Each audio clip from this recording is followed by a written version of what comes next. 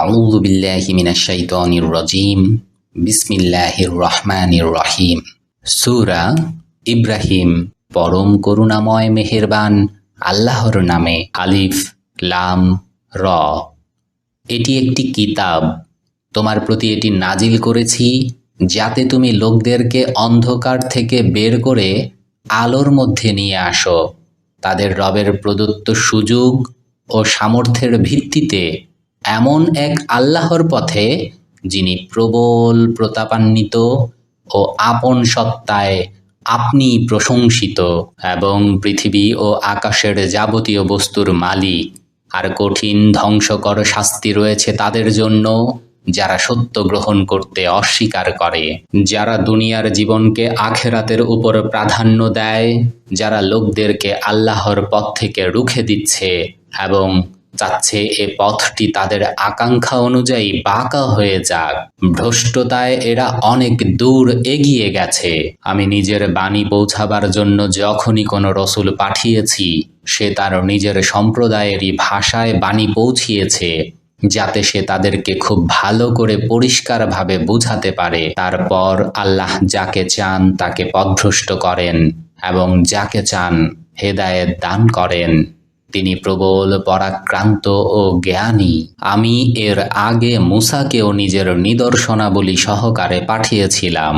তাকেও আমি হুকুম দিয়েছিলাম, নিজের সম্প্রদায়কে অন্ধকার থেকে বের করে আলোকের মধ্যে নিয়ে এসো এবং তাদেরকে ইতিহাসের শিক্ষণীয় ঘটনাবলী শুনিয়ে উপদেশ দাও। এ ঘটনাবলীর মধ্যে বিরাট নিদর্শন রয়েছে এমন প্রত্যেক ব্যক্তির জন্য যে সবর করে ও কৃতজ্ঞতা প্রকাশ করে। স্মরণ করো যখন মূসা তার সম্প্রদায়কে বলল, আল্লাহর সেই অনুগ্রহের কথা স্মরণ করো যা তিনি তোমাদের প্রতি করেছেন। তিনি তোমাদের ফেরাউনি সম্প্রদায়ের কবল থেকে মুক্ত করেছেন, যারা তোমাদের উপর ভয়াবহ নির্যাতন চালাতো, তোমাদের ছেলেদের হত্যা করত এবং তোমাদের মেয়েদের জীবিত রাখত। এর মধ্যে তোমাদের রবের পক্ষ থেকে তোমাদের জন্য মহা পরীক্ষা ছিল। আর স্মরণ করো তোমাদের রব এই বলে সতর্ক করে দিয়েছিলেন যে, যদি কৃতজ্ঞ থাকো তাহলে আমি তোমাদের আরো বেশি দেব, আর যদি নিয়ামতের প্রতি অকৃতজ্ঞ হও তাহলে আমার শাস্তি বড়ই কঠিন। আর মূসা বলল, যদি তোমরা কুফরি করো এবং পৃথিবীর সমস্ত অধিবাসীও কাফের হয়ে যায় তাহলে আল্লাহর কিছুই আসে যায় না এবং তিনি আপন সত্তায় আপনি প্রশংসিত।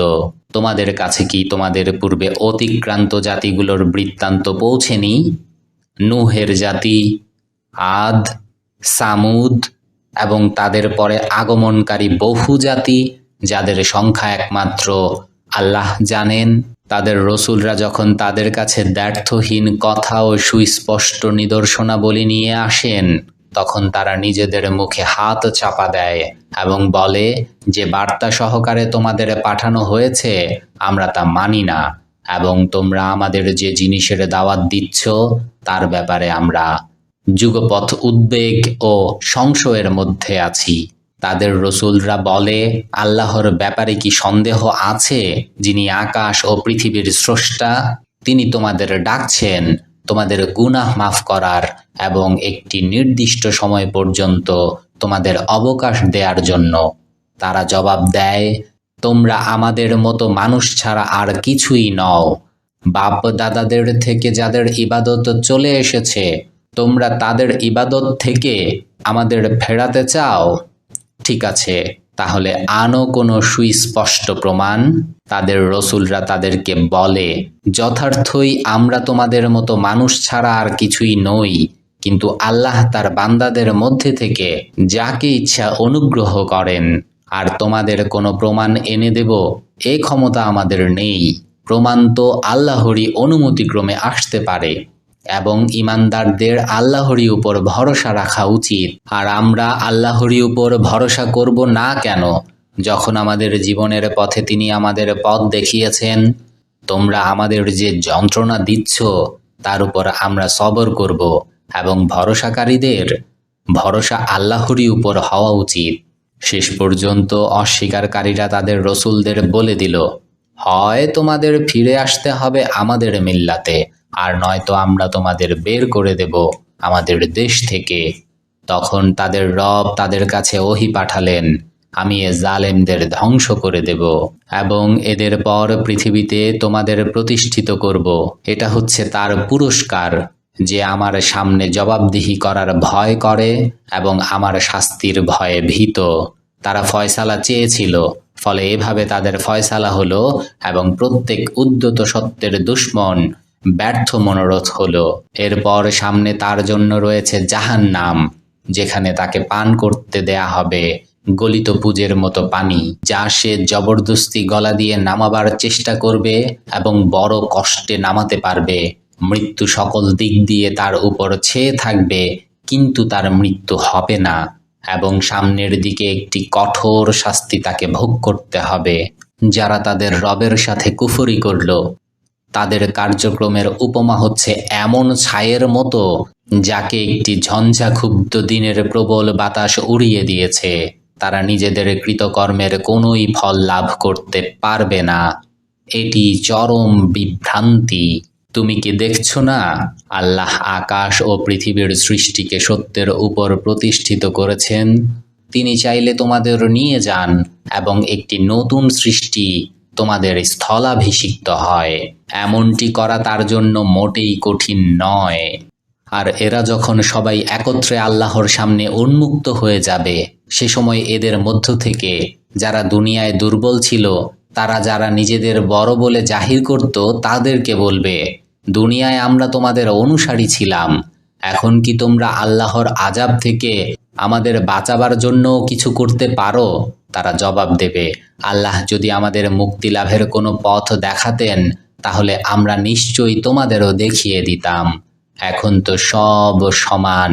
কান্নাকাটি করো আর সবর করো, সর্বাবস্থায় আমাদের বাঁচার কোনো পথ নেই। আর যখন সবকিছুর মীমাংসা হয়ে যাবে, তখন শয়তান বলবে, সত্যি বলতে কি, আল্লাহ তোমাদের সাথে যে ওয়াদা করেছিলেন তা সব সত্যি ছিল, এবং আমি যেসব ওয়াদা করেছিলাম তার মধ্যে থেকে একটিও পুরা করিনি। তোমাদের উপর আমার তো কোনো জোর ছিল না। আমি তো তোমাদের আমার পথের দিকে আহ্বান জানানো ছাড়া আর কিছুই করিনি, এবং তোমরা আমার আহ্বানে সাড়া দিয়েছিলে। এখন আমার নিন্দাবাদ করো না, নিজেরাই নিজেদের নিন্দাবাদ করো। এখানে না আমি তোমাদের অভিযোগের প্রতিকার করতে পারি, আর না তোমরা আমার। ইতিপূর্বে তোমরা যে আমাকে আল্লাহর সার্বভৌম ক্ষমতা ও কর্তৃত্বের শরিক করেছিলে, তার সাথে আমার কোনো সম্পর্ক নেই। এ ধরনের জালেমদের জন্য তো যন্ত্রণাদায়ক শাস্তি অবধারিত।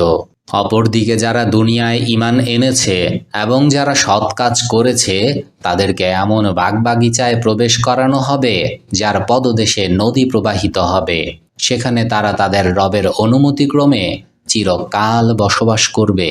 সেখানে তাদের অভ্যর্থনা জানানো হবে শান্তি ও নিরাপত্তার মোবারকবাদ সহকারে। তুমি কি দেখছো না, আল্লাহ কালেমা তাইয়্যিবার উপমা দিয়েছেন কোন জিনিসের সাহায্যে? এর উপমা হচ্ছে যেমন একটি ভালো জাতের গাছ, যার শিকড় মাটির গভীরে প্রথিত এবং শাখা প্রশাখা আকাশে পৌঁছে গেছে। প্রতি মুহূর্তে নিজের রবের হুকুমে সে ফল দান করে। এই উপমা আল্লাহ এ জন্য দেন যাতে লোকেরা এর সাহায্যে শিক্ষা লাভ করতে পারে। অন্যদিকে অসৎ বাক্যের উপমা হচ্ছে একটি মন্দ গাছ, যাকে ভূপৃষ্ঠ থেকে উপড়ে দূরে নিক্ষেপ করা হয়, যার কোনো অস্তিত্ব নেই। ঈমানদারদেরকে আল্লাহ একটি শাশ্বত বাণীর ভিত্তিতে দুনিয়া ও আখেরাত উভয় স্থানে প্রতিষ্ঠা দান করেন, আর জালেমদেরকে আল্লাহ পথভ্রষ্ট করেন। আল্লাহ যা চান তাই করেন। তুমি দেখেছ তাদেরকে, যারা আল্লাহর নিয়ামত লাভ করল এবং তাকে কৃতজ্ঞতায় পরিণত করল, আর নিজেদের সাথে নিজেদের সম্প্রদায়কেও ধ্বংসের আবর্তে ঠেলে দিল, অর্থাৎ জাহান্নাম, যার মধ্যে তাদেরকে ঝলসানো হবে এবং তা নিকৃষ্টতম আবাস।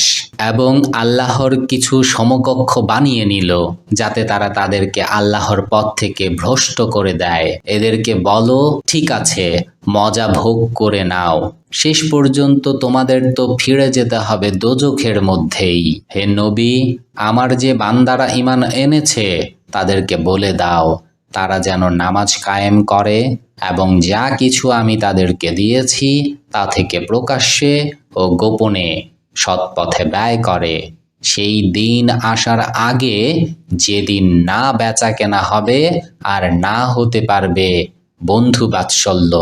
আল্লাহ তো তিনি যিনি এ পৃথিবী ও আকাশ সৃষ্টি করেছেন এবং আকাশ থেকে পানি বর্ষণ করেছেন, তারপর তার মাধ্যমে তোমাদের জীবিকা দান করার জন্য নানা প্রকার ফল উৎপন্ন করেছেন, যিনি নৌযানকে তোমাদের জন্য অনুগত করে দিয়েছেন যাতে তার হুকুমে তা সাগরে বিচরণ করে, এবং নদীসমূহকে তোমাদের জন্য বশীভূত করে দিয়েছেন, যিনি সূর্য ও চন্দ্রকে তোমাদের অনুগত করে দিয়েছেন, তারা অবিরাম চলছে এবং রাত ও দিনকে তোমাদের জন্য অনুগত করে দিয়েছেন, যিনি এমন সব কিছু তোমাদের দিয়েছেন যা তোমরা চেয়েছ। যদি তোমরা আল্লাহর নিয়ামত সমূহ গণনা করতে চাও তাহলে তা সক্ষম হবে না।